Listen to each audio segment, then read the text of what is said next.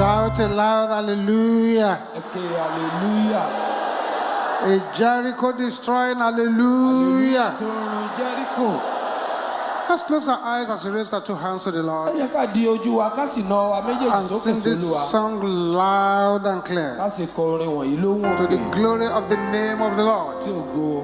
You are the awesome God, the mighty God. I will praise your name. You are the awesome God, the mighty God. I will praise your name, Jehovah. I will praise your name, Jehovah. You are the awesome God. You are the awesome God, the mighty God. I will praise your name. You are the awesome God, the mighty God. I will praise your name, Jehovah. Jehovah. I will praise your name, Jehovah. You are the awesome God. You are the awesome God, the mighty God. I will praise your name. You are the awesome God, the mighty God. Praise your name, Jehovah. Jehovah. Jehovah. I will praise your name, Jehovah. Loud and clear, Jehovah is your name. Jehovah is your hallelujah, mighty warrior, great in battle. Jehovah is your name. Jehovah is your name.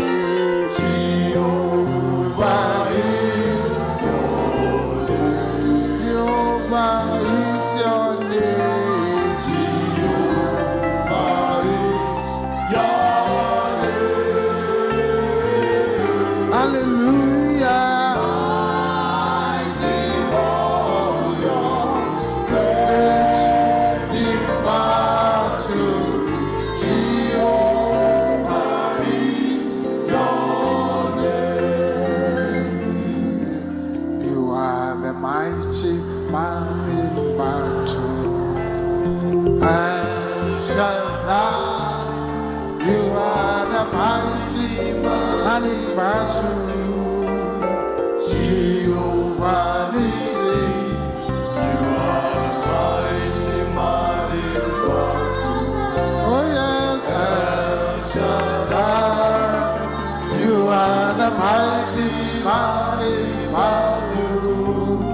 Glory to your name. Sing it one more time. You are the mighty man in battle. Oh yes, El Shaddai. You are the mighty man in battle. Jehovah Nissi.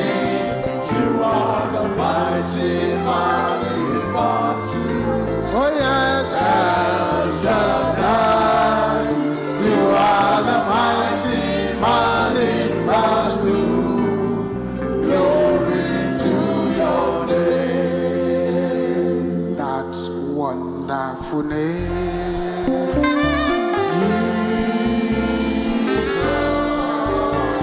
Jesus. That's wonderful name. Jesus. That's wonderful name. Jesus. There is no other name I know. Hallelujah.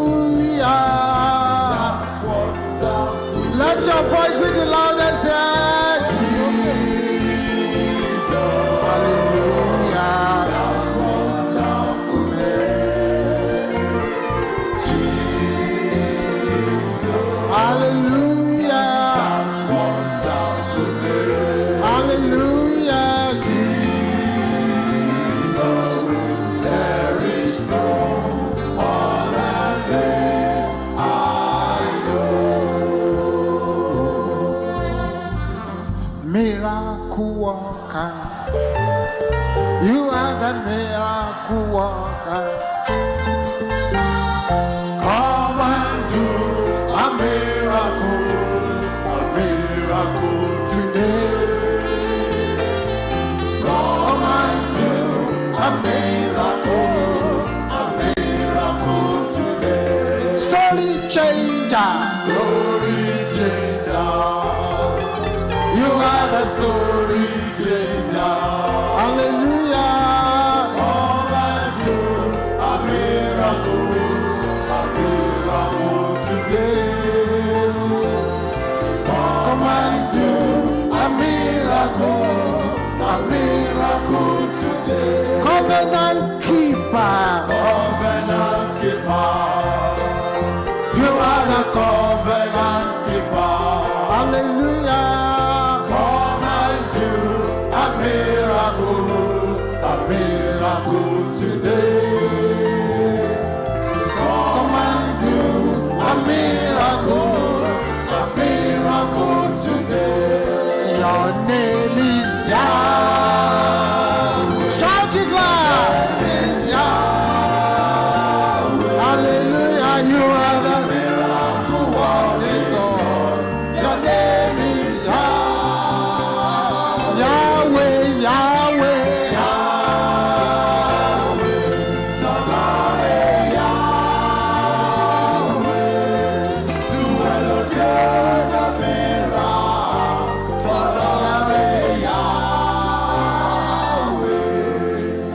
You are the Lord, that is your name. You will never share your glory with anyone. You will never share your glory with anybody. Almighty God, that is your name. You are the Lord, Your hand. that is your name. Hallelujah. You will never share your glory with anyone. Hallelujah. Never share your glory with anybody. Oh yes. Almighty God, that is your name. You are the Lord. The Lord, that is your name. You will never share your glory with anyone. Hallelujah. You will never share your glory with anybody. Hallelujah. Almighty God, that is your name. You are the Lord. You are the Lord, that is your name. You will never share your glory with anyone. Hallelujah. You will never share your Yes. Almighty God, that is The walls of Jericho fell down flat. The walls of Jericho fell down flat. My children of God are praising the Lord. The walls of Jericho fell down flat. the walls of Jericho fell down flat. The walls of Jericho fell down flat. The children of God are praising the Lord. The walls of Jericho, the walls of Jericho fell down. The walls of Jericho fell down. The wall of Jericho fell down. The wall of Jericho fell down. The wall of Jericho fell down. The wall of Jericho fell down. The wall of Jericho fell down. The wall of Jericho fell down. The wall of Jericho fell down. Elu megide, megide, elu na megide ndị si nọ adụrụ mụ na mma. Elu megide, elu n'ala megide ndị si ọgara dịrị mụ na mma. Megide ndị si ọgara dịrị mụ na mma. Megide ndị si ọgara dịrị mụ na mma. Megide ndị si ọgara dịrị mụ na mma. Megide ndị si ọgara dịrị mụ na mma. Megide ndị si ọgara dịrị mụ na mma. Megide ndị si ọgara dịrị mụ na mma. Oníṣẹ́ra, oníṣẹ́ ìyá, oníṣẹ́ra lọ́lọ́run wa. Oníṣẹ́ra, oníṣẹ́ ìyá, oníṣẹ́ra lọ́lọ́run wa. Wáwo. Olùgbàlà mi ṣe ìyanu. Wáwo Jésù, ó ṣiṣẹ́ ìyanu, ó máa rọ̀ lára dá, ó máa tú ẹ̀fọ́jú, ó ti yòókù dìde, ó tú wọn sílẹ̀, ó dá wọn níde, ó gbé wọn sókè, ó fún wọn láyọ̀. Wáwo Jésù, oníṣẹ́ ara ni, oníṣẹ́ ìyanu, ó máa rọ̀ lára dá, ó ti yòókù dìde, ó máa tú ẹ̀fọ́jú. Jésù. Wá wo Jésù. Holy Ghost connecting me to my miracle. Holy Ghost connecting me to my miracle. Holy Ghost connecting me to my miracle. Holy Ghost connecting me to my Connecting me to my connecting me to my connecting me to my connecting me to my connecting me to my connecting me to my connecting me to my connecting me to my connecting me to my connecting me to my connecting me to my miracle. Shout hallelujah. Men ought always to pray and not faint. Ó yẹ kí ènìyàn máa gbàdúrà láì ṣe àárẹ̀. Using the instruments of prayer, Lílo ohun èlò àdúrà. I want you to wear your warrior cap Mo now. fẹ́ kẹ́ ẹ dé fìlà ogun nísinsìnyí. We're going to pray plenty of prayers. A gba ọ̀pọ̀ àdúrà. I want to appeal to you. Mo pàrọwà sí yín. Don't let anybody's voice be louder than yours. Má jẹ́ kí ohun ẹlòmíràn bo ohùn rẹ I mọ́lẹ̀. want to appeal to you. Mo pàrọwà sí ọ. Don't lose concentration. Lè má gbé àkíyèsí rẹ kúrò níyìn. I want to appeal to you. Mo pàrọwà sí ọ. Pray like a man or woman from another Pé world. kó o gbàdúrà bí ẹni tó ti ayé I want to ìgbóná appeal wá. to you. Mo fẹ́ rọ̀ ọ́ Pray with reckless pé violence. kó o gbàdúrà pẹ̀lú ipá tí ò ní ìjánu. Immediately the process of this prayer starts. Ìjẹ̀lẹ̀ tí àdúrà yìí bá ti bẹ̀rẹ̀. Those who have been having mysterious accidents, Àwọn tí ìjàmbá àdìtú ń ṣẹlẹ̀ sí. the chain of that mysterious accident will be broken. Ṣẹ́kẹ́ṣẹkẹ̀ ìjàmbá àdìtú ọ̀hún yóò já dànù. Those who have been losing their money mysteriously, Àwọn tí owó wọn ń sọnù lọ́nà àjèjì. you had plenty of money, all of a sudden you ran into debt. O ní owó púpọ̀ ṣùgbọ́n lójijì ó jẹ gbèsè. All of a sudden you will see a padlock breaking by your side. Lójijì ó rí àgádágodo kan tí ó já lẹ́gbẹ̀ẹ́ rẹ̀. Those who have been having situation of strange debts in the family, strange debts, Àwọn tí ikú àjèjì ń ṣẹlẹ̀ nínú ẹbí wọn. please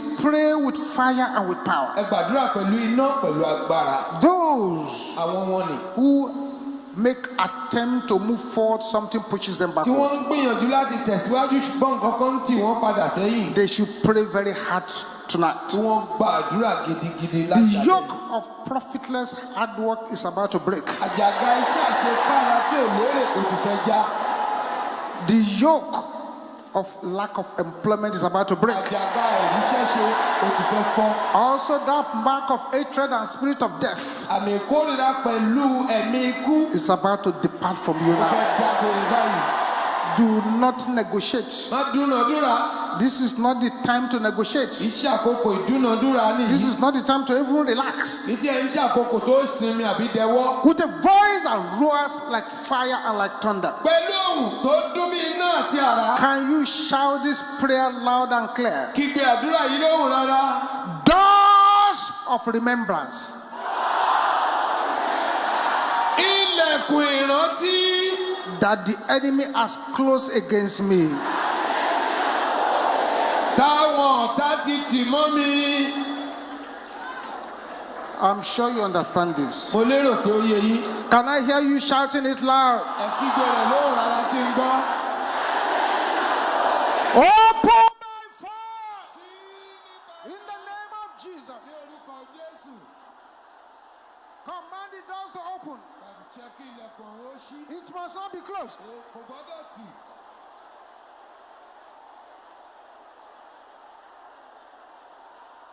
In Jesus' name we pray. Lórúkọ Jésù la gbàdúrà. Say, I reject Mo kọ̀ temporary blessings. ìbùkún ìgbà díẹ̀. I claim Mo gbọ́ permanent blessings. ìbùkún tó dúró In títí. the name Ní of orúkọ Jesus. Jésù. Somebody is breaking through already. Ẹnìkan ti ń lu àlùyọ.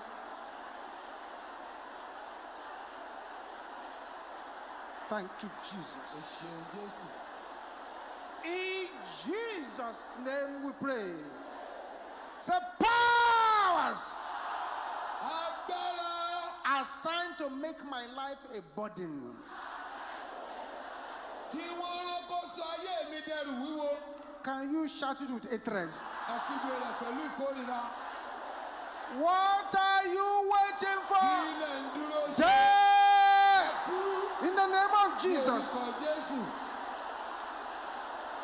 Say it, say it. That's why Jesus brought you here. Wíbẹ̀ ìdí nìyẹn tí Jésù fi mú ọ wá sí yìí.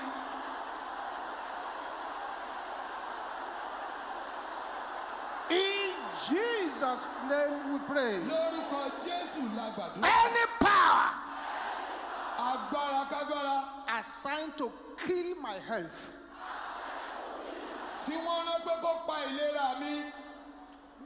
can you say it with hatred? Ẹ kígbe rẹ̀ pẹ̀lú ìkórìíra. Die by fire Kú nípa iná. in the name of Lórúkọ Jesus. Jésù. Any power assigned to kill my health, Agbára tí wọ́n rán pé kó pa ìlera die mi. by fire in the name Nípa of iná Jesus. lórúkọ Jésù.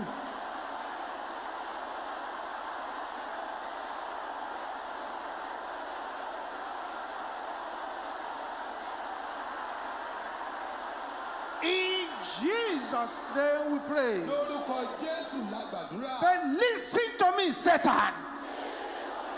Sátánì tẹ́tí gbọ́ mi. My joy shall multiply in the name of Jesus. Ayọ̀ mi yóò di púpọ̀ lórúkọ Jésù. Open your mouth and pray for a multiplication of your joy. Pẹ́kẹ́ ayọ̀ rẹ̀ ó di púpọ̀. My joy shall multiply in the name of Jesus. Ayọ̀ mi yóò di púpọ̀ ní orúkọ Jésù.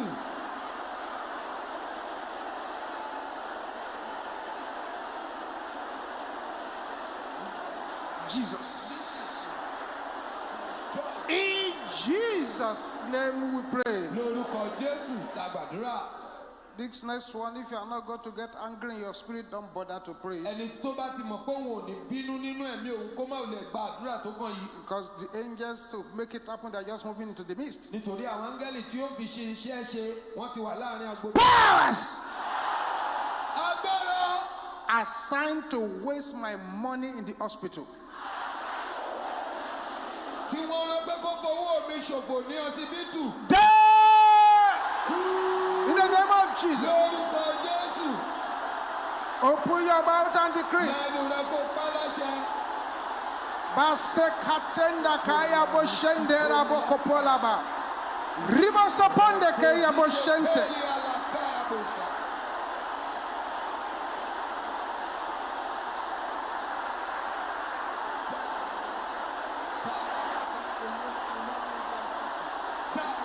Jesus. Jésù. Jesus. Jésù. In Jesus' name we pray. Lórúkọ Jésù la gbàdúrà. Thou prophetic power Ìwọ agbára wòlíì that operated in the valley of dry bones. tó ṣiṣẹ́ láfo nífojì egungun gbígbẹ. Can I hear somebody shouting that? Kẹ́nìkan kígbe rẹ̀ lóhùn rárá o. Is that the loudest you can shout it? Ṣé o lè kígbe rẹ̀ jù báyẹn lọ ni? Is that the loudest you can shout it? Ṣé o lè gbóhùn sókè ni? Connect me to my glory So nígbà in the name of Jesus. ní orúkọ Jésù. The prophetic power Agbára wòlíì that operated in the valley of dry tó bones. ṣiṣẹ́ ní àfonífojì. Connect me to my glory So nígbà mọ́ in the name of Jesus. ní orúkọ Jésù. Thank you, Jesus. O ṣeun Jésù. In Jesus' name we pray. Lórúkọ Jésù la gbàdúrà. I wish you could see what is happening all over this place. Inú mi bá dùn kálẹ̀ eré ohun tó ń ṣẹlẹ̀ káàkiri níhìn. Anything you want to put in this prayer, put it. Ohun tó bá fẹ́ wí nínú àdúrà yìí fi sí i. But put it without negotiation. Ṣùgbọ́n ṣe é láì dúnàdúrà. Put it with a loud voice. Fi sí i pẹ̀lú ohùn rárá. Any power Agbára kágbára attacking my career. tó ń gbógun ti iṣẹ́ mi. If you like, Tó bá wù ọ́, attacking my o business. lè ní tó ń If you gbógun ti like, owó mi. attacking O my lè ní tó ń studies. gbógun lé If you ti like, ẹ̀kọ́ mi. attacking my O marriage. lè sọ pé èyí tó ń gbógun Any ti power agbára kágbára attacking my tó calling. ń gbógun ti ìpè mi. Die in the name of Jesus. Orúkọ Jésù. Yes. Bẹ́ẹ̀ni.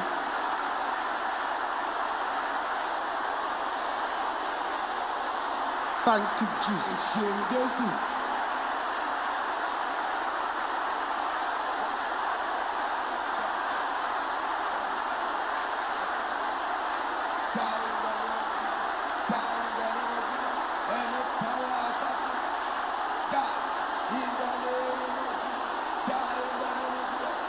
In Jesus' name we pray.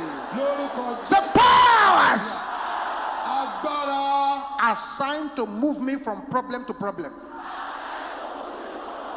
tí wọ́n rán pé kó tì mí láti ìṣòro wọnú ìṣòro. What are you waiting for? Kí ló ń dúró There!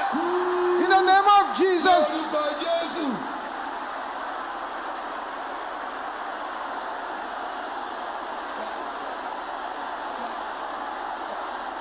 Yes. Something is happening here. Something is happening here. I want you to get angry in your spirit. Bakapola kayabo shenderabo kotaraba. Ribabo lekata. In Jesus' name we pray. Lórúkọ Jésù la gbàdúrà. Whosoever is sending battle to me,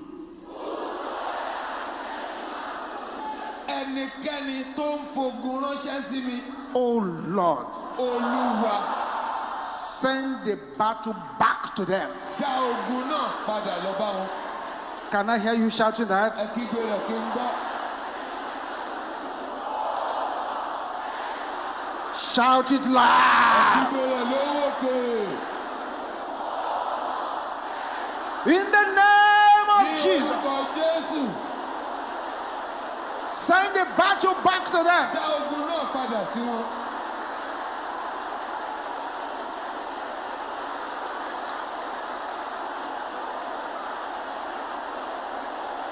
Jesus. Jésù.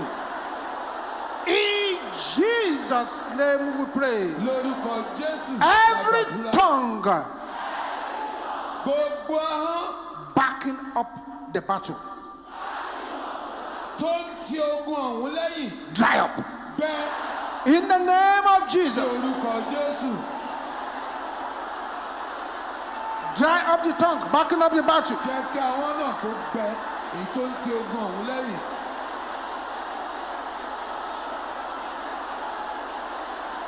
In Jesus' name we pray. Lórúkọ Jésù. Shout this loud. Say, every mouth Gbogbo ẹnu gathered to invite trouble into my life, tí wọ́n gbéra jọ láti fa ìṣòro wọnú ayé mi. scatter Túká in the name of Jesus. lórúkọ Jésù.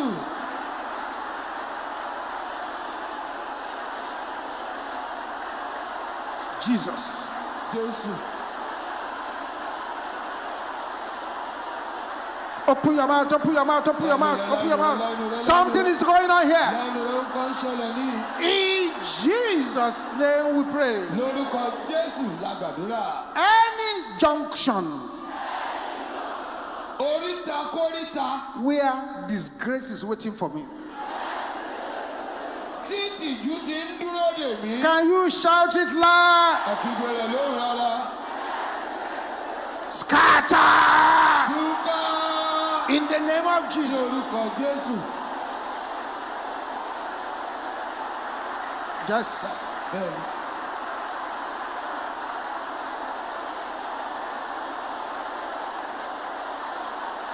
In Jesus' name we pray. Lórúkọ Jésù. So any power Agbára kágbára nailing my name to the tree, tó ń kọ orúkọ mi mọ́ igi. can I hear you shouting this? Àkígbe lè kí n gbọ́. Say it with boiling anger. Wíwẹ̀ pẹ̀lú ìbínú ńlá. Thunder of God, Àrá Ọlọ́run scatter them tú wọn ká. in the name of Jesus. Lórúkọ Jésù.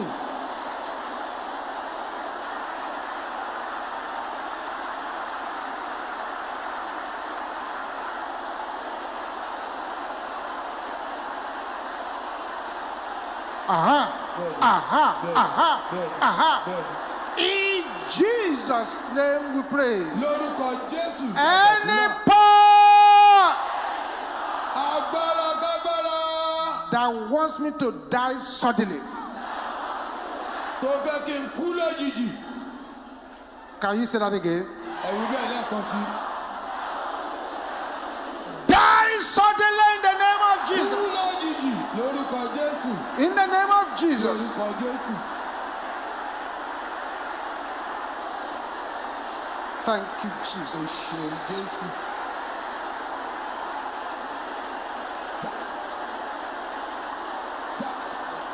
In Jesus' name we pray. Lórúkọ Jésù la gbàdúrà. If you're a career person, Tó bá jẹ́ oníṣẹ́ oṣù ni ọ́, say career. ó wí pé iṣẹ́ mi. If you're a business person, Bó bá jẹ́ oníṣòwò ni ọ́, say business. ó sọ pé owó mi. But the secret, Ṣùgbọ́n àṣírí ibẹ̀ ni pé don't let anybody's voice be louder má than jẹ́ kó yours. mú ẹnikẹ́ni bohùn rẹ mọ́lẹ̀. Let the angels present within Jẹ́ kí àwọn áńgẹ́lì tó ń bẹ láàrin agbo know that you mean business. kí wọ́n mọ̀ pé ohun tó ń sọ ká ọ lára. Can you shout this loud and clear? Wá kígbe eléyìí lóhùn rárá. Spirit of dryness, Ẹ̀mí gbígbẹ get out of my career. jáde kúrò ní iṣẹ́ mi. Can you shout that loud? Ẹ kígbe rẹ̀ lóhùn rárá. In the name of Ní Jesus. orúkọ Jésù.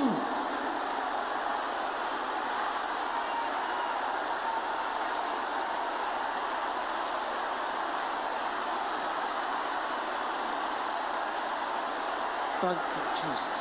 Ṣeun Jésù.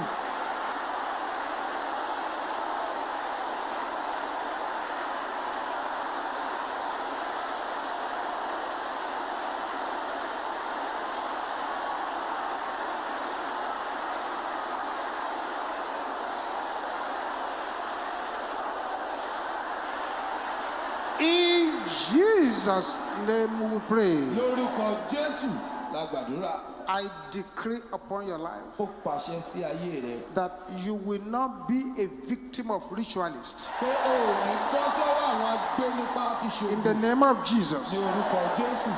You will not walk into the hands of eaters of flesh and O drinkers ò of ní blood. bọ́ sọ́wọ́ àwọn jẹranjẹran àti mujẹmujẹ. In the name of Ní Jesus. orúkọ Jésù.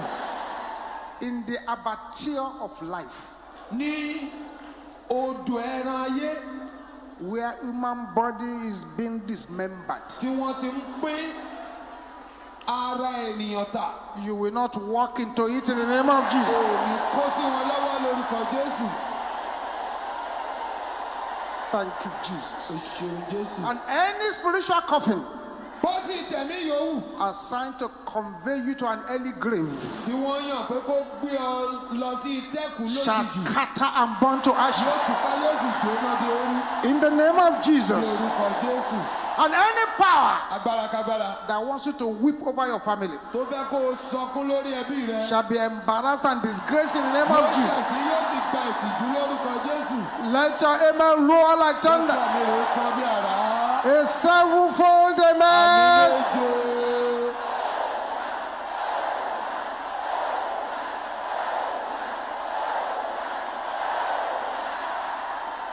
Say, thank you, Jesus. Wípé Jésù o ṣeun. Have your seat. God bless you. Ẹ jókòó, Ọlọ́run yóò bùkún yín.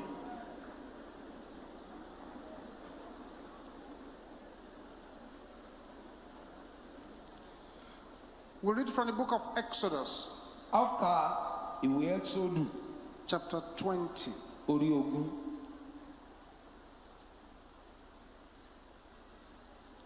Exodus chapter 20. Ìwé Ẹ́kísódù orí 20. And please listen carefully.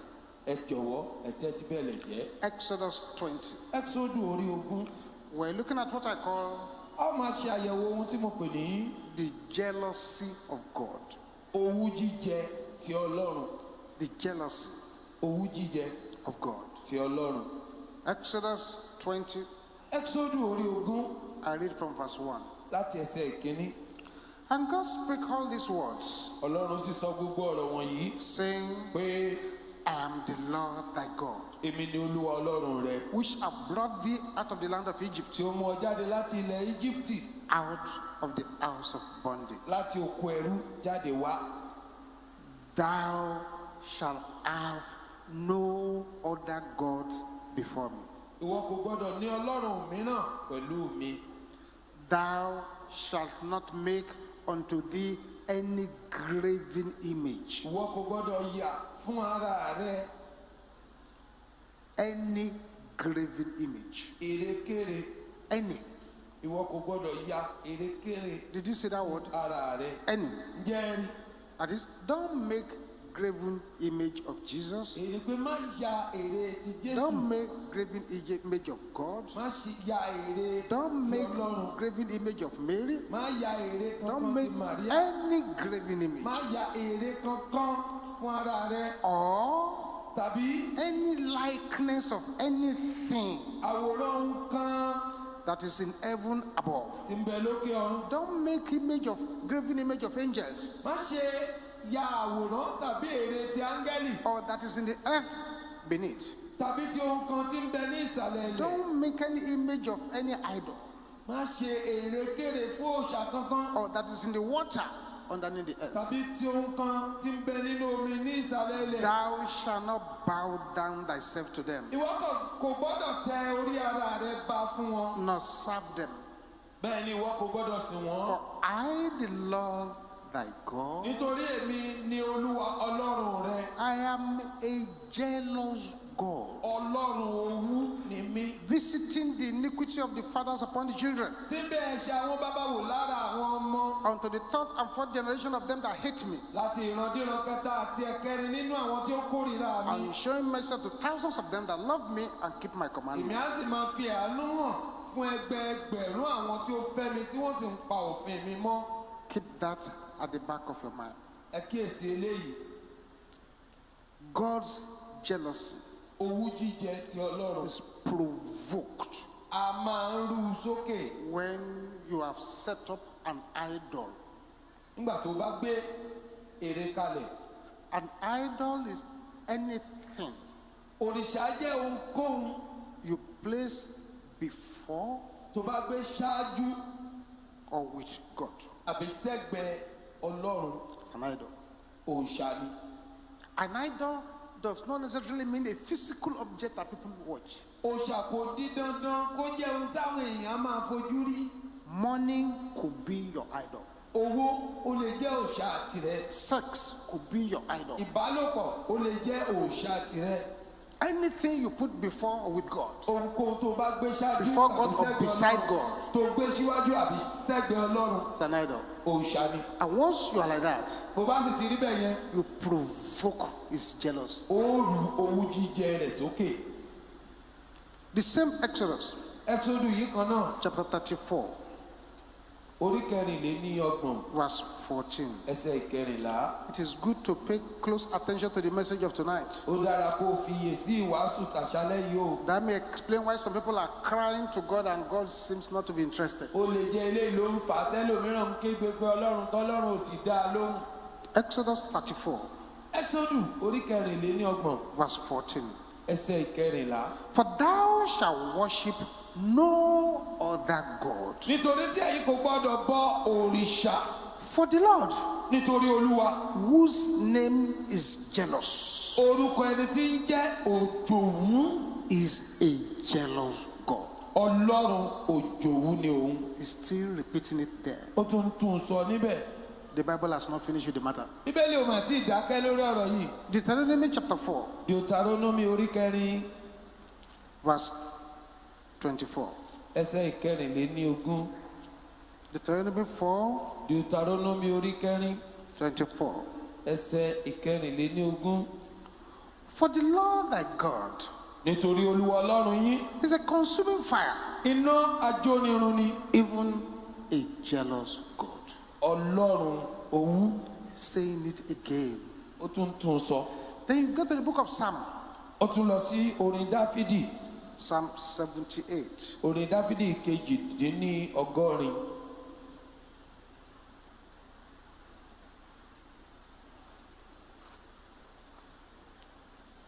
Psalm 78, verse 51. Orin Dáfídì kejìdínlọ́gọ́rin ẹsẹ̀ ìkọkànléláàádọ́ta. And smote all the firstborn in Egypt, ó sì kọlù gbogbo àwọn àkọ́bí ní Íjíbítì. the chief of their strength in the tabernacles of Ham, olórí agbára wọn nínú àgọ́ Hámù. but made his own people to go forth like sheep ṣùgbọ́n ó mú àwọn ènìyàn rẹ̀ lọ bí àgùntàn. and gathered them in the wilderness like a flock. ó sì ṣe ìtọ́jú wọn ní ijù bí agbo ẹran. And he led them on safely, ó sì ṣe amọ̀nà wọn ní so àlàáfíà. that they feared not. bẹ́ẹ̀ ni wọn kò sì bẹ̀rù. But the sea overwhelmed their enemies. ṣùgbọ́n òkun bo àwọn ọ̀tá wọn mọ́lẹ̀. And he brought them to the border of his sanctuary, ó sì mú wọn wá sí etí ibi mímọ́ rẹ̀. even to this mountain, àní sí òkè yìí which his right hand had purchased. tí ọwọ́ ọ̀tún rẹ̀ ti rà.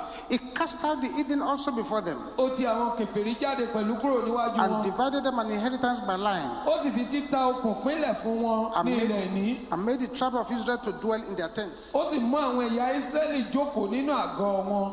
Yet ṣùgbọ́n they tempted and provoked the Most High God, wọ́n dán wò wọ́n sì ṣọ̀tẹ̀ sí Ọlọ́run ọ̀gá ògo. and kept not his testimonies, wọn kò sì pa ẹ̀rí rẹ̀ mọ́. but turned back and dealt unfaithfully like their fathers. They were turned aside like a deceitful bow. ṣùgbọ́n wọ́n yí padà wọ́n ṣe aláìṣòótọ́ bí àwọn bàbá wọn wọ́n sì pẹ̀yìndà sí apá kan bí ọrùn ẹ̀tàn. For they provoke him to anger with their high places, nítorí tí wọ́n fi ibi gíga wọn bí i nínú.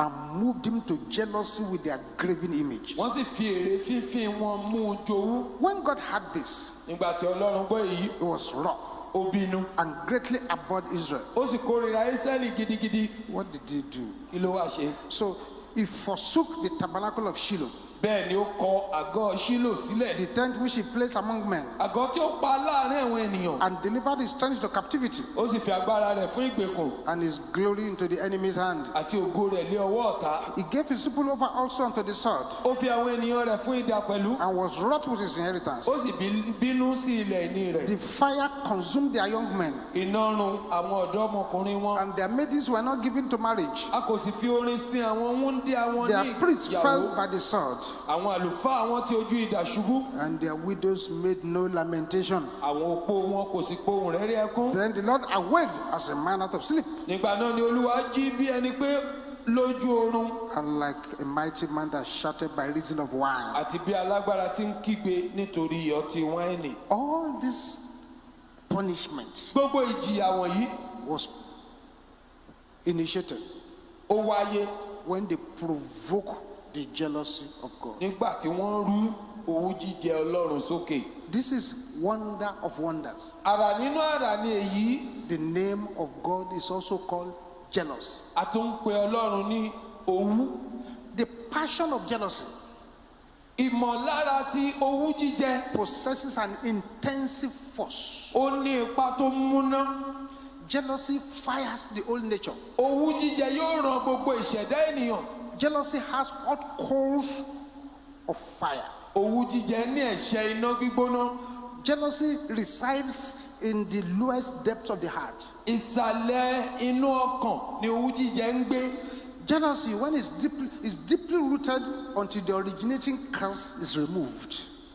owú jíjẹ yóò wà nínú gbòǹgbò nísàlẹ̀ lọ́hùn àfìgbà tá a bá mú kí ohun tó fà á kó kúrò. Jealousy wells up from the innermost being. láti inú ènìyàn lọ́hùn ni owú jíjẹ ti máa ń rú jáde. Jealousy stops at nothing.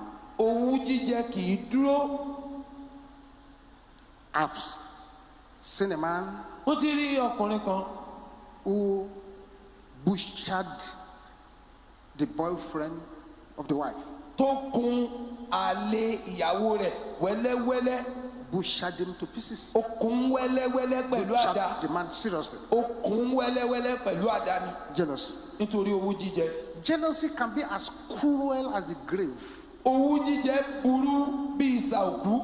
Jealousy can provoke terrible anger. owú jíjẹ lè rú ìbínú ńlá sókè. Jealousy overthrows everything in the pursuit of that enemy.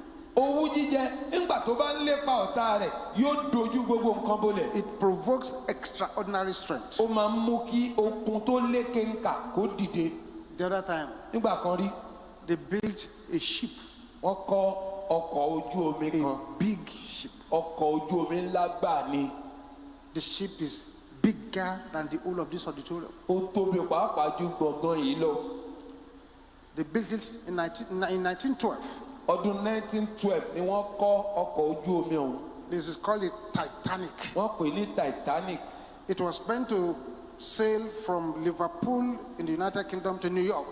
ó yẹ kó rìnrìn àjò látojú omi ní Liverpool nílùú ọba lọ sí New York lamẹ́ríkà. But it never got there. ṣùgbọ́n kò débẹ̀. One sailor or somebody boasted, ẹnìkan tó jẹ́ awakọ̀ ojú omi ló fọ́nu. say this is the ship that even God cannot sink. ó ní ọkọ̀ ojú omi tí ẹ̀ ń wò yìí Ọlọ́run pàápàá ò lè mú kó rì. But the Titanic sank.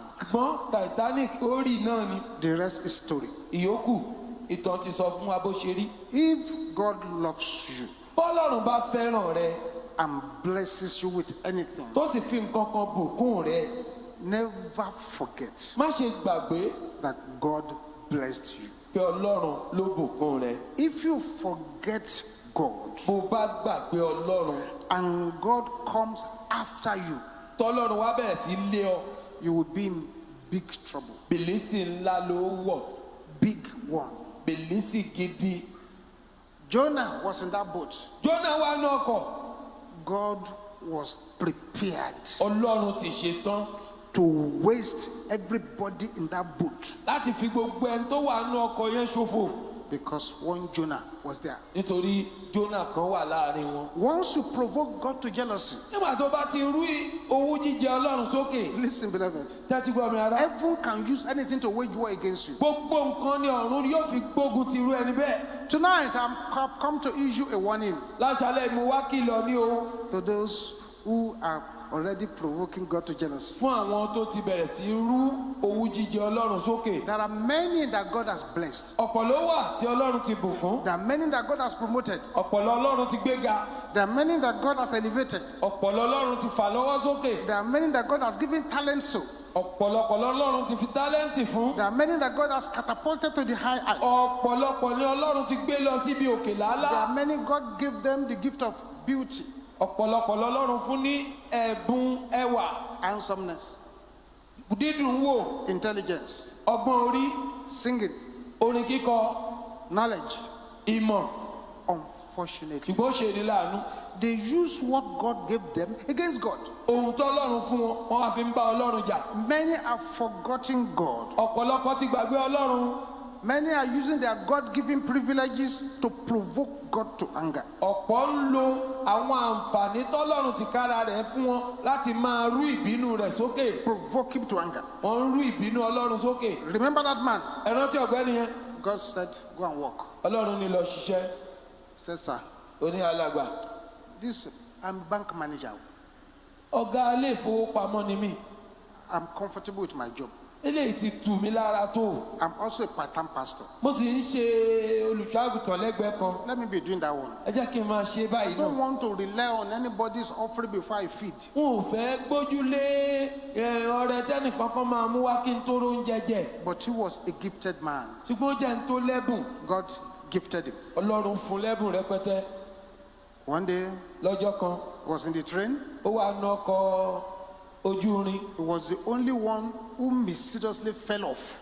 òun nìkan ló jẹ́ pé lọ́nà àdìtú ó jábọ́. And the train cut off his left hand. ọkọ̀ ojú irin ìyẹn bá gé apá òsì dànù. He was admitted into the hospital. wọ́n sì gbà á sílé ìwòsàn. While he was on hospital bed, ibi tó ti wà lórí ìdùbúlẹ̀ àìsàn ń bẹ̀. the Lord came back. Olúwa tún padà dé.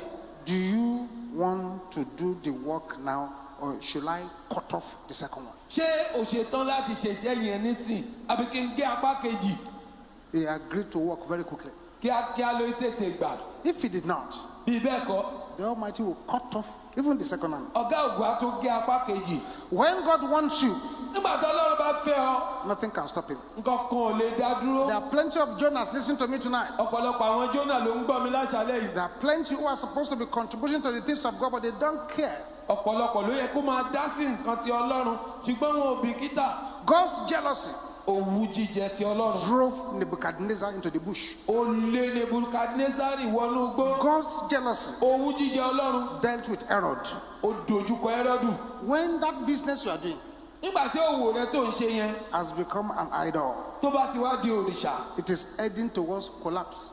ó fẹ́ dojú dé nìyẹn o. When husband, nígbà tí ọkọ rẹ, children, àwọn ọmọ, wife, ìyàwó, they become your idol. tán bá ti di òrìṣà rẹ Then you are inviting God to kill them. òun pe ọlọ́run pé kó wá pa wọ́n nìyẹn o. God's jealousy can bring anyone down. owú jíjẹ tí ọlọ́run lè mú ẹnikẹ́ni balẹ̀. So you have to be very, very careful nítorí náà o gbọ́dọ̀ kíyèsára not gidigidi. to replace that God with anything. kó má bàa fi nǹkan mìíràn rọ́pò If there ọlọ́run. is anything you must fear, ohun kan bá wà tó gbọ́dọ̀ bẹ̀rù. it is the jealousy of God. owú ọlọ́run ni o. When God blesses you, bọ́lọ́run bá bùkún rẹ. where do you put God? níbo ló fi ọlọ́run sí. Because once his jealousy is provoked, nítorí nígbà tá a bá ti rú owú rẹ̀ sókè there will be nowhere to hide. kò síbi tó lè sá sí. God is so afraid of the little blessings he has given to some people. ẹ̀rù ń bà ọlọ́run nípa ìbùkún kékeré tó yìí fún àwọn ẹlòmíràn. Because with that little blessing, nítorí pẹ̀lú ìbùkún kékeré yẹn God is even in no more the center of their life. ọlọ́run kì í wá ṣe ẹni tí wọ́n gbájúmọ́. Years back, lọ́pọ̀ ọdún sẹ́yìn I was praying for a woman here, mo ń gbàdúrà fún obìnrin kan nínú ìjọ yìí 1985. lọ́dún 1985. Praying with her, praying mo ń with her. gbàdúrà fún 1995, sorry. lọ́dún 1995. Praying with her, praying with mo her. ń gbàdúrà fún ní gbogbo ìgbà. She came with chronic poverty. ìṣẹ́hánrán ló gbé wọnú ìjọ o. Poverty that is so much ìṣẹ́ tó pọ̀ débi pé that poor people call her poor. àwọn akúṣẹ̀ gan tó ń pè ní òtòṣì. That kind of poverty. irú ìṣẹ́ bẹ́ẹ̀ yẹn ni. The kind of poverty that she comes to church in bedroom slippers. irú ìṣẹ́ tó ń mú kéèyàn wọ bàtà tó ń wọ̀ lọ balùwẹ̀ bá sílé ìjọsìn. The kind of bathroom slippers that anytime you walk on the road with it, it leaves a map behind you. irú àwọn bàtà tó jẹ́ pé tó bá ń rìn lópòpónà yóò sàmì sójú títì yẹn ni. Because of the hole inside of it. nítorí ihò tó ti wà lábẹ́. We started praying for her. a bẹ̀rẹ̀ sí gbàdúrà fún. After some time, nígbà tó ṣe díẹ̀ we didn't see her again. àkànrí mọ́ ni. This woman, every vigil she was there, every program she was there. gbogbo ìṣòro gbogbo ìpàdé àdúrà gbogbo rẹ̀ ló ń wá She o. was always sitting at the front. iwájú ló máa ń jókòó sí. Didn't see her again. lójijì a ò bá rí i mọ́. One day, I went to a supermarket lọ́jọ́ kan mo bá lọ ilé ìtajà kan. and I saw this person pushing a trolley with plenty of things loading on the trolley. mo bá rí ẹni náà tó ń ti kẹ̀kẹ́ tí ó ti kó ọ̀pọ̀lọpọ̀ ẹrù ló dì í sí i lákùnwọ́ sílẹ̀ báyìí. So I saw her. mo bá rí i. I said, sister, mo ní arábìnrin where have you been? níbo lẹ wà. We don't used to see you. a ò tún rí yín Don't mọ́ used to see you again. nílé ìjọsìn. What happened? kí ló dé. He looked at me owó mi. and said in Yoruba, ó sì sọ ní èdè Dr. Yorùbá. Lukoya, Dr. Olukoya. owó mi today. my money has arrived. I've made money now. owó mi ti I dé. don't need to come for the prayers. mi ò nílò àti wá fáwọn àdúrà mọ́. I was coming to pray when I needed money. ìgbà tí mo nílò owó ni mò ń wá fàdúrà. Now I got the money. mo ti lówó náà báyìí. I said, ha. wà ní It is when you have this money, nígbà tó o bá lówó ọ̀hún you need gangan to pray more. ló nílò láti gbàdúrà sí i. Those rich people, àwọn ọlọ́rọ̀ they are the ones who need more prayer. àwọn ló nílò àdúrà jù. Because for a poor man now, nítorí pé fòtòṣì who has never tasted fried rice, tí ó jẹ ẹrẹsì díndín rí has never tasted sausages, tí ó jẹ sọ́séjì rí he doesn't know what they call pancake, tí ó mọ tó ń pè ní pancake he won't miss them ọ̀fun rẹ̀ ò lè máa béèrè fún because he's never tasted them anyway. nítorí kò jẹ́ rí.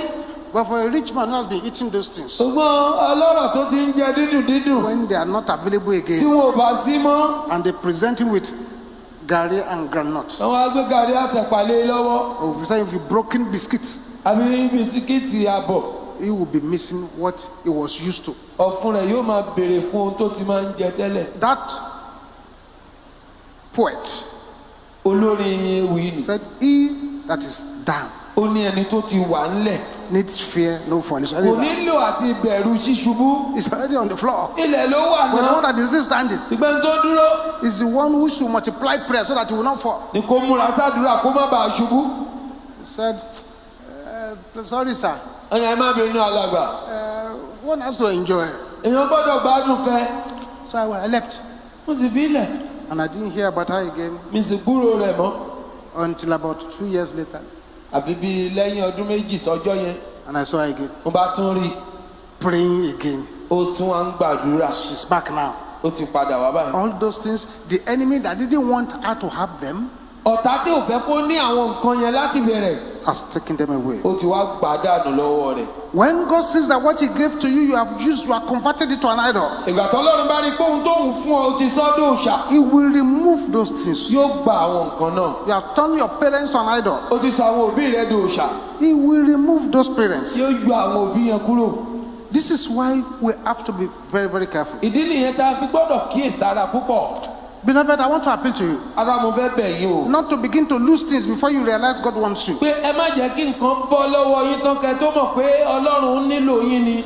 Do you want your marriage, your business, your academics close before your face? ṣé o fẹ́ kí ìgbéyàwó rẹ iṣẹ́ rẹ òwò rẹ ẹ̀kọ́ rẹ kó dojú dé lójú ẹ̀mí rẹ. Therefore, don't provoke His jealousy. tó o bá ti fẹ́ bẹ́ẹ̀ má rú owó rẹ̀ sókè So o. whatsoever is in your life that must hinder God must go. ohunkóhun tó bá wà nínú ayé rẹ tó lè dí Ọlọ́run lọ́wọ́ ó gbọ́dọ̀ fi lẹ̀. Everything in your life must give way for God to be God in your life. gbogbo nǹkan tó wà nínú ayé rẹ gbọ́dọ̀ yàgò sẹ́gbẹ̀ẹ́ kan kọ́lọ́run ó ba lè jẹ́ Ọlọ́run lórí àlééfà ayé rẹ. Ask yourself, bíra rẹ léèrè if I lose this thing, bí nǹkan ìbá bọ́ lọ́wọ́ mi will I still be a Christian? ṣé màá yìí jẹ́ Kristẹni. If the answer to this is no, tí ìdáhùn rẹ bá jẹ́ bẹ́ẹ̀ kọ́ whatever it is, ohun yòówù tí nǹkan yẹn jẹ́ has become an idol in your life. ó ti dòòṣà nínú ayé rẹ. Has become an idol. ó ti dòòṣà. God will not compromise His stand. Ọlọ́run ò ní gbọ̀njẹ̀gẹ́ lórí ìdúró Do tirẹ̀. not wait till you provoke God to jealousy before you do what He wants you to do. má ṣe dúró di ìgbà tó bá rú owó jíjẹ Ọlọ́run sókè kó o tó bẹ̀rẹ̀ sí ṣe ohun tó fẹ́ kó o ṣe. The Bible is very clear. Bíbélì sọ̀rọ̀ yìí Say, tààrà. but the foundation of God standeth sure, ìpìlẹ̀ Ọlọ́run dúró. having this seal. ó ní èdìdí yìí. The Lord knoweth them that are His. Olúwa mọ àwọn tí í ṣe tirẹ̀. Say, let everyone that nameth the name of the Lord depart from iniquity. kí gbogbo ẹni tó ń pe orúkọ Olúwa kó kúrò So, nínú but àṣedédé. the foundation of God standeth sure. ṣùgbọ́n ìpìlẹ̀ Ọlọ́run ó dúró tiri. You can say you want to modernize your own Christianity. There is no modern Christianity anywhere. o lè sọ pé ìwọ fẹ́ sọ kìrìsìtẹ́nì tirẹ̀ di tìgbàlódé kò sí ohun tó ń jẹ́ kìrìsìtẹ́nì ìgbàlódé níbi God will kankan. not change His standard because of our present Christianity. Ọlọ́run ò ní dẹwọ́ ìdúró rẹ̀ nítorí kìrìsìtẹ́nì òde òní. If God could deal with Moses, bọ́lọ́run bá lè dojúkọ Mósè He would deal with anybody. kò sẹ́ni tí ò lè dojúkọ. So if you are just playing games with God, bó bá ń fọ Ọlọ́run ṣeré you better stop playing games with ó God. jẹ́ yá jáwọ́ nú You ẹ̀ better take God seriously. kó ka Ọlọ́run sí gidigidi. What puts the wife of Lot in trouble? kí lóhun tó kó ìyàwó Lọ́ọ̀tì sí yọnu She was not taking God seriously. kò ka Ọlọ́run sí ni. The angels came. àwọn áńgẹ́lì dé. Escape for your life. sáà sálà fún ẹ̀mí rẹ For God shall destroy this city. nítorí Olúwa yóò run ìlú yìí. Escape for your life. sáà sálà fún ẹ̀mí rẹ God shall destroy this city. Ọlọ́run yóò run ìlú yìí. Lot prepare to run. Lọ́ọ̀tù múra láti sá. The wife too prepared to run. ìyàwó rẹ̀ náà múra láti sá. But she was running. ó ń sá. But her heart was still in Sodom. ṣùgbọ́n ọkàn rẹ̀ yìí wà ní Sódómù. She did not take God seriously. kò ka Ọlọ́run sí. And she became a pillar of salt. ó sì di ọ̀wọ́n iyọ̀. A pillar of salt. ọ̀wọ́n iyọ̀. When they didn't want to leave Sodom on time, nígbà tí wọn ò fẹ́ tètè kúrò ní Sódómù. the angels held their hands, áńgẹ́lì fa àwọn lọ́rùn ọwọ́. dragging them wọ́n away. sì wọ́ wọn kúrò ńbẹ̀. The woman perished obìnrin yẹn ṣègbé in the hands of the angel lọ́wọ́ áńgẹ́lì that was pulling her tó away. ń fà jáde. Because when they say leave the place, nítorí ìgbà tó ní kúrò ńbẹ̀. ó pẹ́ I should leave Sodom. kí n fi Sódómù lẹ̀. Didn't this angel understand ṣé kò yí áńgẹ́lì yìí ni that my jewelries are there? pé àwọn ẹ̀ṣọ́ mi ó wà ń bẹ̀. Didn't they understand? ṣé kò yí àwọn áńgẹ́lì yìí I ni have a birthday party 2 days time. pé mo fẹ́ ṣe ọjọ́ ìbí ní ọjọ́ méjì Didn't sóni. they understand ṣé kò yí àwọn áńgẹ́lì yìí ni that all my friends are there? pé gbogbo àwọn ọ̀rẹ́ mi ló wà ń bẹ̀. She did not take God seriously. kò ka Ọlọ́run sí. But ṣùgbọ́n the foundation of God ìpìlẹ̀ Ọlọ́run is sure.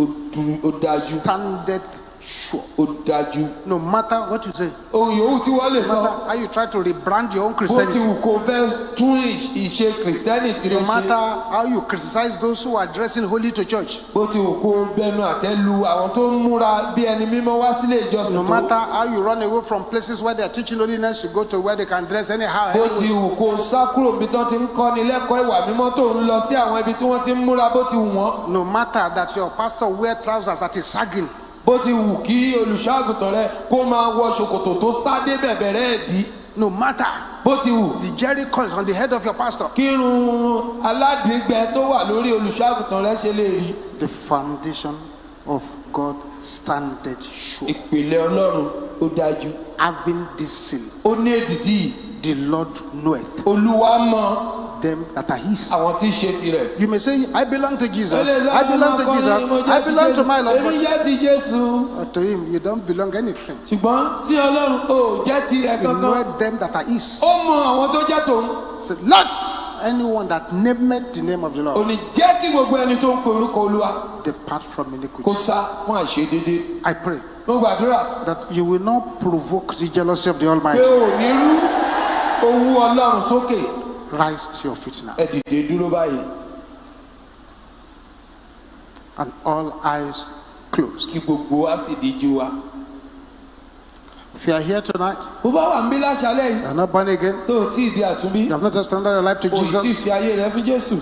do so right now. yà ṣe bẹ́ẹ̀ By nísinsìnyí o. raising up your right hand where you are, pa nínú ọwọ́ ọ̀tún rẹ sókè níbi tó wà. saying what I'm going to say after kó o me. sì wí tẹ̀lé mi báyìí So, Father, pé bàbá in the name of ní Jesus, orúkọ Jésù I come before you now. mo tọ̀ yín wá nísinsìnyí. Lord Jesus, Jésù Olúwa come into my life. wọ inú ayé mi Take wá control of my bá life. àkóso ayé mi In Jesus' name, ní orúkọ Jésù. amen. àmín. If you say that short prayer with tó me, bá gba àdúrà ṣókí yẹn tẹ̀lé immediately we close, ní kété tá a bá ti ṣoore ọ̀fẹ́ find a way to the altar máa bọ̀ níwájú pẹpẹ níyì so that we can minister to you. ká bá lè bá ọ sọ̀rọ̀ sí All eyes closed. kí gbogbo akádìjú wáyé. The best prayer to start with tonight àdúrà tó dára jùlọ láti fi bẹ̀rẹ̀ láṣálẹ́ yìí is the prayer they taught us in our children's Sunday school in those days. ní àdúrà kan tí wọ́n kọ́ wa ní ilé ẹ̀kọ́ ọjọ́ ìsinmi wa nígbà tá a wà ní kékeré. We didn't understand it then, nígbà yẹn lọ́hùn kò yé wa but as I grew in my Christian life, ṣùgbọ́n bí mo ti ń dàgbàsókè nínú ìgbé ayé I kìrìsìtẹ́nì knew mi the value of that mo prayer. wá mọ ìwúlò àdúrà náà. Is that prayer I want you to pray tonight? àdúrà yẹn ni mo fẹ́ kẹ́ ẹ gbà láṣálẹ́ And I yìí. want you to pray it from your heart mo sì fẹ́ kẹ́ ẹ gbà tọkàntọkàn with a cry to heavens. pẹ̀lú ìgbésí Ọlọ́run. Oh God, arise! Ọlọ́run dìde. Break every idol in my heart. fọ́ gbogbo òrìṣà tó wà lọ́kàn In the name of Jesus. orúkọ Jésù. Open your mouth and decree it lẹ́nu now. rẹ kó pa láṣẹ báyìí.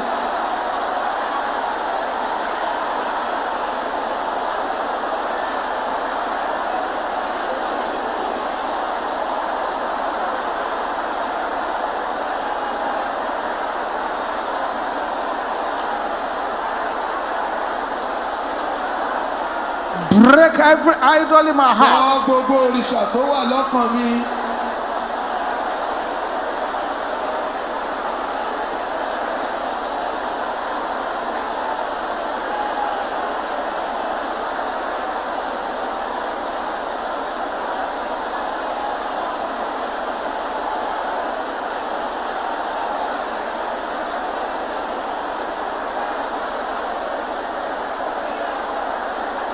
Jesus. Jésù.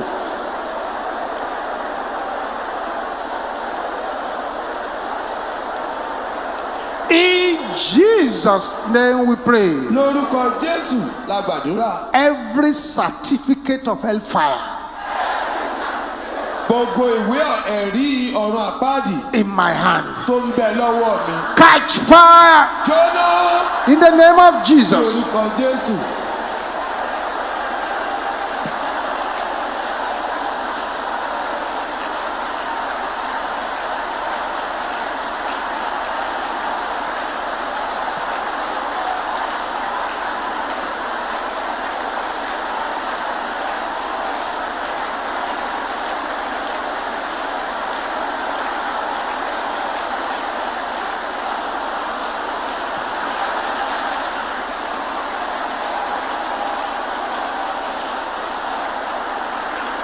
Thank you, Jesus.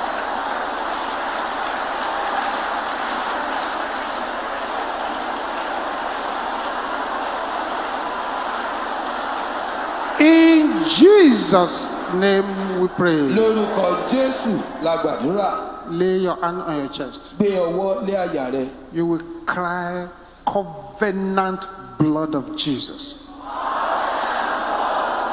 Ẹ̀jẹ̀ májẹ̀mú ti Jésù. Sanitize my heart. Fọ ọkàn mi mọ́. In the name of Jesus. Ní orúkọ Jésù. Call on the covenant blood of Jesus Ẹ̀jẹ̀ májẹ̀mú ti Jésù. to sanitize your Kó heart. fọ ọkàn rẹ mọ́. Thank you, O Jesus. ṣeun Jésù. In Jesus' name we pray. Lórúkọ Jésù la gbàdúrà. Quickly bring out your tithes and your offering for Ẹ this yára mú meeting. ìdámẹ́wàá àti ọrẹ yín fún ìpàdé tòní jáde. Father, we thank you for the tithes and the offering. Bàbá àdúpẹ́ lọ́wọ́ yín fún ọrẹ àti Good ìdámẹ́wàá measure, yín. press down, falling over. Òṣùwọ̀n dídára tá a kì mọ́lẹ̀ tó ń Let ṣẹ́ it be our sílẹ̀. Lord in the name of Ẹ Jesus. ṣe ní ìpín wa ní orúkọ Jésù. Continue to lay your hands upon Ẹ us. tẹ̀síwájú láti dá ọwọ́ yín lé wa. Anoint us by your mighty power. Ẹ fòròyìn agbára ńlá yíyàn wá. Jesus' mighty name we Ní pray. orúkọ ńlá Jésù Kristì lágbàdo. Let us bring out our manna water now. Ẹ jẹ́ ká mú omi mánà wá jáde báyìí. As you rise to your feet, Nígbà ó ti dìde dúró. let your amen roar like thunder. Jẹ́ kí àmì rẹ̀ ó sán bí àrá. Father, in the name of Jesus. Bàbá ní orúkọ Jésù.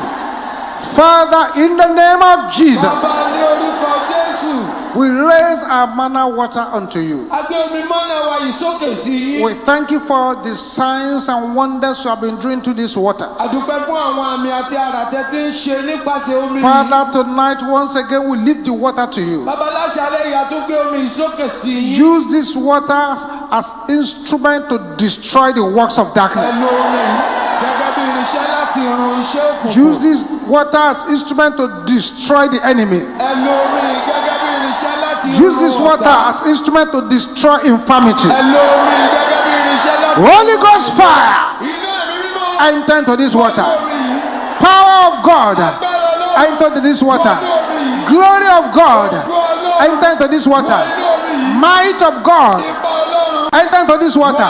Strength of God, Okun Ọlọ́run. enter into this water. Wọnú omi yìí. Let this water become the blood of Jesus. Yóò di ẹ̀jẹ̀ Let it carry the fire of the Holy Ghost. Iná ẹ̀mí mímọ́. Let it break every yoke of darkness. Ó fọ́ gbogbo àgbẹ̀. In the name of Jesus. Jésù.